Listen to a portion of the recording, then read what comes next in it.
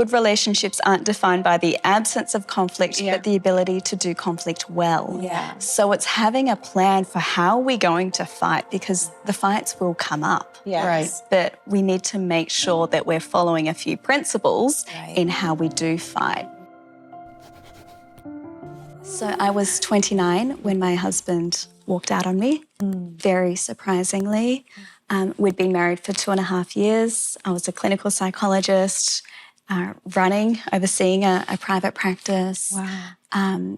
My life had looked quite like the Christian fairy tale up until that point. I'd been raised in a Christian family, did a year of Bible college after high school, went and did my doctorate in clinical psychology and landed a dream job working with a Christian psychologist in Australia. Got married at 26. We'd dated for 2 years and bought a family home, or a nice home. And then suddenly out of the blue one morning while he was working out on the cross trainer, he said, I think we need to take a good look at where this relationship is going. So in my mind as a 29-year-old, I was thinking babies is the next step where this marriage is going. I never thought it would be headed for divorce. He always said, we will never talk about divorce. So it was one of those conversations that just comes and completely knocks the wind out of you.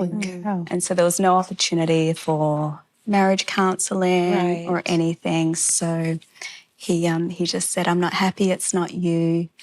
He put the house on the market and drove off. So I had no explanation. Holy cow. Wow. Yeah. Wow. So in one night, I lost my marriage, my home, my sense of stability. So that was really like, okay, God, I'm learning that my security can only be in you. Yeah. And I think even in a really good, healthy marriage, our security really needs to come from God, not the marriage.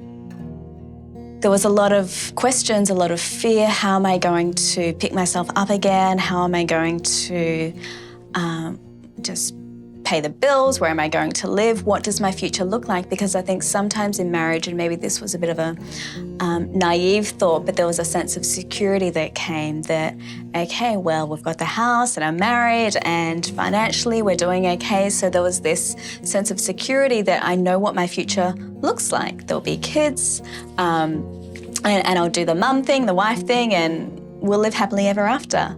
And then my happily ever after was taken away from me. And so I was suddenly left asking, now what, God? And I think there'll be people who are watching today who have been through a similar experience. Maybe you're walking it out now, and my heart goes out to you, and I want you to know that you will get through this. That was 7 years ago. It's been an interesting journey since, but an amazing journey. And God has just been so faithful in healing my heart, in bringing amazing opportunities. Now working for A21, living in America. And now I've met an amazing man who's just lovely and engaged. So that's exciting. That's awesome. So now entering and preparing for marriage again. And definitely, I think when you've been divorced and preparing for marriage, I'm going in with eyes wide open. And we're making sure that we're preparing really well for marriage and also with a good heart, not being bitter about I can totally the past marriage and with a healthy view of marriage. I think a lot of people walk into marriage just with all their baggage, you know, from previous relationships and brokenness, you know. And my thing is you've got to try the best you possibly can to marry the best person possible. You know, and I think, and a lot of people have a hard time with this, but my best advice is do not, if you're a believer in Christ, you cannot change somebody. Only God can change. And if you are not married, and you're wanting to marry a non-believer, that's probably the biggest mistake you could possibly do. And I think it's like the options that are out there, especially for the everyday woman. Maybe like 20, 30 years ago, there have been more options within like your proximity.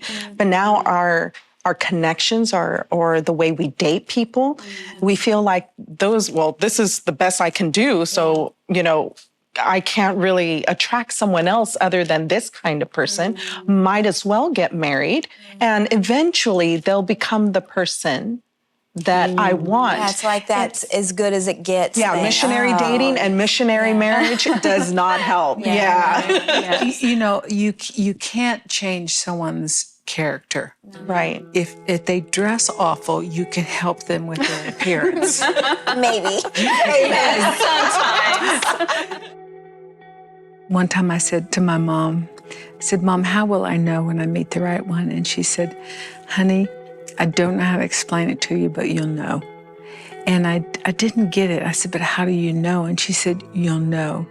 And I'll never forget when I saw my future husband across the room, and I saw him with a bunch of young people, and I could feel and sense his heart that he was really passionate about helping people. In that moment, I thought, this is the man I want to marry. He didn't physically look like what I had imagined. Those are the things you have to let go. But he was very, very good looking. But when I saw him, I knew in my heart, and the reality of what my mom said was, you'll know it. And I knew it. And then it was just a matter of time to see if God was going to let it unfold. This is where you need discerning, and you make sure that you're not desperate. And sometimes when you're young, it's hard. You feel like maybe you're going to get left behind. But there is one person out there that's good for you, you know, and in some cases it may be more than one. And I think, as I think about back when I got married, the counseling was not something that you did. I wish that that had not had a stigma attached to it. My mother passed away a year before I got married, so I miss that whole dynamic of someone being able to speak into me and give me direction. And that's where having someone to speak into your life and just kind of prepare you. It doesn't absolve all the difficulties that you will face, because you have two strong personalities coming together. And two strong personalities are going to have conflict, but it would have helped me to be able to navigate a little bit easier. Yeah, that's one thing Matt and I did not do. We did not communicate properly. And I didn't know how to talk. You know, I had never fought with anybody. I fought with my brother a little bit, but I never, you know, had ever fought with someone, with a guy. And so verbally, you know, if anybody has ever watched Matt, he's very verbal, you know. Very straightforward. Yeah, very straightforward, and we had a mess sometimes, because I just would, you know, go comatose, you know, and he would like go, you're like talking to a wall, you know, well, that didn't help. And I was like, but I don't even know what to say right now. Exactly. You know? Good relationships aren't defined by the absence of conflict, but the ability to do conflict well. So it's having a plan for how we're going to fight, because the fights will come up. But we need to make sure that we're following a few principles in how we do fight. And so the research has shown that there's actually, Dr. John Gottman, he's a prolific relationship researcher, and he's studied couples over years. And he says that he can predict couples from observing a 5-minute conversation whether they will divorce or not. Wow. It's a little bit scary, but we need to listen up. And so the 4 predictors are criticism, contempt, defensiveness, and stonewalling. Wow. Now, if you've got those in your marriage, don't say that freak one out. more time, because that is so good. So criticism is a personal attack. It's actually attacking someone's character or a part of them. Now, it's not that we don't bring up issues, but when we bring them up, it's important to have a soft startup instead of a harsh startup, and to frame it as a complaint rather than a criticism. So instead of you're so lazy, you didn't do the dishes last night, a complaint might be, hey babe, I'm really disappointed that you didn't do the dishes last night like you said you would. Do you mind doing them this morning? And so it's about having that soft startup and raising the issue in a way that's not actually attacking their personality or their character. And then with contempt, the antidote is to create an atmosphere of positivity and appreciation. So focus on what is it that I love about him. Not what drives me crazy. What do I love about him? And we need to be careful what we're focusing on in our mind. Right. And to be focusing on what is good and lovely. And to be focusing on those positive thoughts. Now, it doesn't mean that we are blind to we don't see the problems. Some days are better than others. That's right. That's right. Yes. So, and then defensiveness. So the antidote to that is to actually take responsibility. Because when we get defensive, in effect, we're saying, you're wrong, I'm right. Right. And there can be a lot of pride in that. So it's actually saying, hey, babe, you're so right. I did leave all my clothes lying on the floor and I said I'd pick them up. And then the last one is stonewalling. So research shows that men often stonewall more than women. So Not stonewalling true. is when it's like not true. Stonewalling is when we just shut down and we ignore. And often it comes as a result of flooding. Because typically it's the women who will flood and we fire all the criticisms maybe. I hear from the Bible we also can leak. We can leak. A leaky faucet. And so then heart rate increases, blood pressure increases, more so in men than women. Wow. And so they can want to shut down. It's like, I can't deal with this. And so the antidote to that is to actually take time out to self-soothe. You mean I can't chase him to the bathroom? You're going to talk to me right now. This conversation's not over. So where were you at 40 years ago?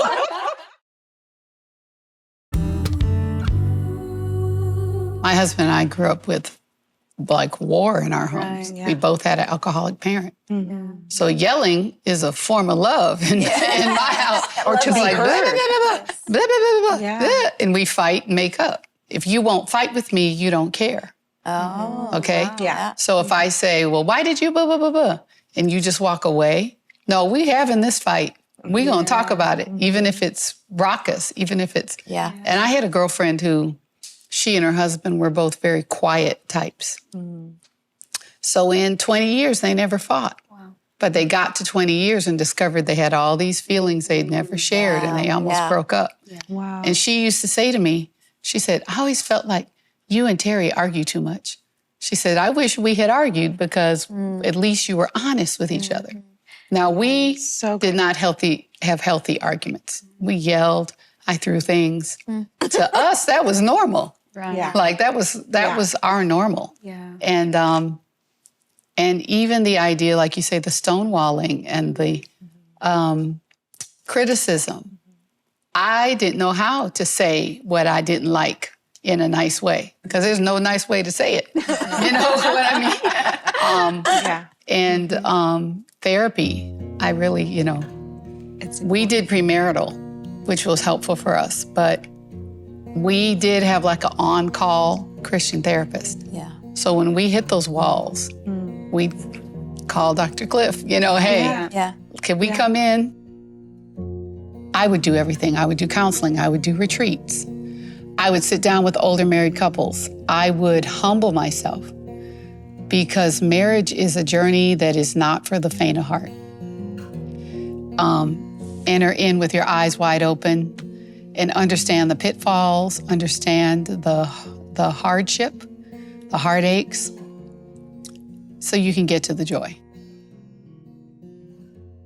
Most communication, we don't learn that. Like, we're not taught that in elementary school, middle school, high school. Yeah, especially not male to female. Too. Yeah, that's true. Yeah. And so when I think of marriage now, looking back at my own marriage, it's like I had to learn communication skills in the midst of being married to my husband. Right, me so too. those skills come in later, and it would have been so helpful to learn. Yes. Me too. It would have been so helpful to have this. Yeah. But instead, we see the models in our lives that would emulate what conflict would look like. communication, but that was not always the case for some stories. And so, especially for people that are, either listening into our conversation or having a takeaway, that's the biggest takeaway right there, is that the skill set of communication. If I could say this, and the thing I wish I could do more of, and I'm purposefully doing that effort in my own marriage, is, not to give the cultural, or just saying things in a nicer way. Taking the time, pumping the brakes in conversations when I'm getting a little heated, just to slow down a little bit. And that in itself will transform the communication in your marriage. And I'm just being honest, because I know there's some real people behind this screen. You're watching me right now, that you listen to me, but you're not putting into practice. Maybe you're reflecting on past relationships, and you're not holding yourself accountable for the words you've spoken. I've learned a lot these past few years, and I'm more committed to loving my husband, because we have 21 years under our belt. I just want a marriage that lasts. And I know that's your wish too. I married a great man. He's so kind, so generous, so uplifting, so patient. And I want to be the kind of woman that could stand right alongside him, that he can be proud of. And that you can build skill. Yeah. It's a skill, you can refine, you can develop it over time. I know this, I'm a psychologist, I'm still learning this skill. It's a lifelong process, It is. and some seasons are better than others, depending where your life is at. Your kids, are you empty nesters? Are you going through menopause? You face different things in different seasons. But I think even young people that are getting married, we invest so much money in marriage and what the marriage day looks like and all that. If we could take the same kind of care to be able to know, how am I going to communicate with this individual? We're not just going to enter a marriage and we're just going to get along, because we find out real quickly that the honey does get sticky after the honeymoon, and that the toothpaste in the sink does really bug you, and things like that. And if we're not educated, or we haven't been taught, or wisdom passed on, then we kind of drag our way through that process, and it can be painful. Even today, Matt and I laugh. We read the 5 love languages the other day, and we were just on the floor laughing. Like, is that what you're supposed to do? I heard a comedian say, well, yeah, we read that book too, but bitterness and sarcasm wasn't one of the love languages, so they didn't have ours. But it's just, I said last night, there's nothing like old love, when you can look back now on those stupid little things that were such contention. I remember Paul and Jan. Now, they fought differently than my parents did. My parents, I don't recall, maybe at night, once or twice in my life, I heard a little high pitch or, but Paul and Jan, you'd be in the car with them, and, the worst thing that you could possibly do is try to get to a location, because my mother-in-law sat in the back seat with me, and everybody knew where to go, and it was all different ways of getting there. And so they could just light it up in the car. Then we get out and everything's fine. I was just like, how do they go from 100 to 0 that quick and not have all this? Had that happened to me, I would have just been madder than a hornet when we got there, and then they were just fine. But I think that's the years of being together and being able to do that. The friendship, and the research shows that the friendship is the foundation. So if you've got the friendship, the positive memories that you can draw on, then that sets you up so that you can get through the conflict and come out smiling and stronger for it. Yeah, they did that all the time, and I now I just admire it, because now Matt and I can do that too. You want to go at it? Why not? Yeah, the car smiles, everyone. I have a funny car story like that. Yeah? My husband and I were arguing on the way to a movie premiere. Right. Yeah. So we're all dressed up. We got to smile and wave. We got to be, And we're in the car going at it the whole way there.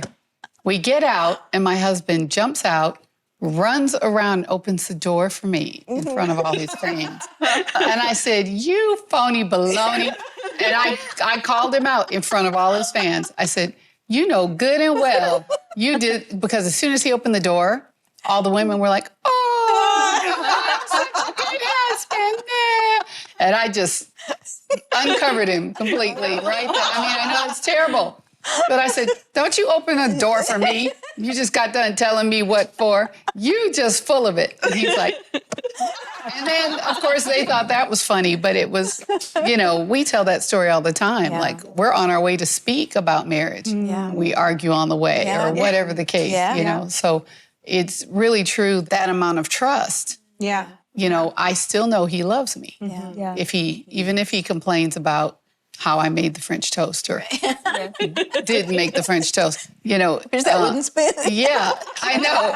I said, because I know inherently, though we have these differences, like how we would do things, how we would drive to the location, that he still loves me. You're right. As much as he gripes about the way I did it, or the way I did something.